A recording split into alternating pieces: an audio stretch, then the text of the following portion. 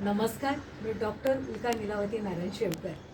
आज गुढीपाडवा, नवीन या वर्षाच्या सगळ्यांना खूप खूप शुभेच्छा। अशी पानगळ होता झालं कातर कातर मन। पानगळ सुरू झाली की फार वाईट वाटतं की झाडावरची पानं खाली गळून पडतात। अशी पानगळ होता झालं कातर कातर मन, अवचित ढाळीवर हसल छोटूस एक पान।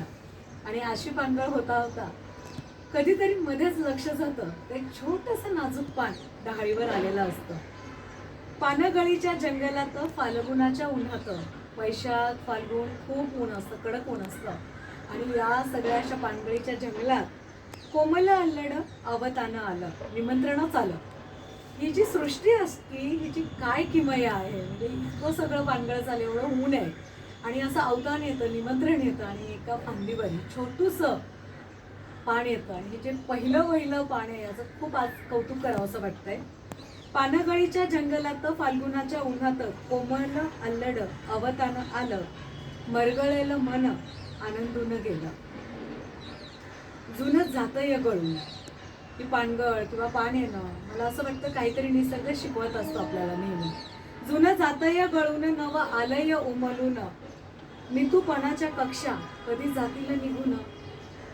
हे निसर्ग जो आहे हे बदल खूप सहज ॲक्सेप्ट करतो, जुनं काढून टाकतो, नवीनही आनंदाने दिमाखाने अंगावर घेतो। मात्र माणूस अजूनही मी, भूतकाळ भविष्यकाळ, चिंता, तू असा तू याचा तू त्याचा आणि ह्या सगळ्या मितूपणाच्या कक्षेतच आपलं आयुष्य अख्खं आपण घालवत असतो।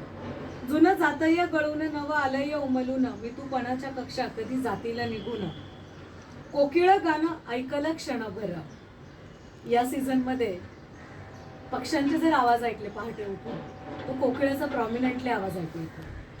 कोकिळ गाणं ऐकलं क्षणभर, विश्वदेवीचं प्रेम थरारलं अंगभर। जणू विश्व ही एक देवी आहे आणि ती सगळ्यांवर प्रेम करते आणि ह्या कोकिळेच्या माध्यमातून ती तिचं गाणं आपल्यापर्यंत पोचवते। कडू गोड खाऊन ठेवू सत्याचे भान, आजचा प्रसाद असतो तो म्हणजे कडुलिंबाचा पाला आणि गुळ। तर असं कुठे प्रसाद असतो का, असा प्रश्न काहींनी विचारला। तर जीवनामध्ये जितकं गोड असतं तितकं कडूही असतं आणि ते तितक्याच प्रेमाने आपण खायचं असतं। कडू गोड खाऊन ठेवू सत्याचे भान, घेऊ अशी लकेर की ती जाईल गगनाच्या पार। असं म्हटलं जातं की माणसाच्या मनामध्ये एवढी ताकद आहे की त्याने ठरवलं तर तो काहीही करू शकतो। तर आजचा दिवस हा नवीन संकल्प करण्याचा असतो। तुमचे आरोग्याबाबतचे संकल्प, मन कसं निरोगी राहील याबाबतचे संकल्प, बुद्धीचा चांगला वापर होईल, हृदय तुमचं चांगल्या भावनांनी भरून जाईल, असे खूप चांगले संकल्प करण्यासाठी आणि ते तडीस नेण्यासाठी खूप खूप शुभेच्छा। पुन्हा एकदा नवीन वर्षाच्या खूप खूप शुभेच्छा।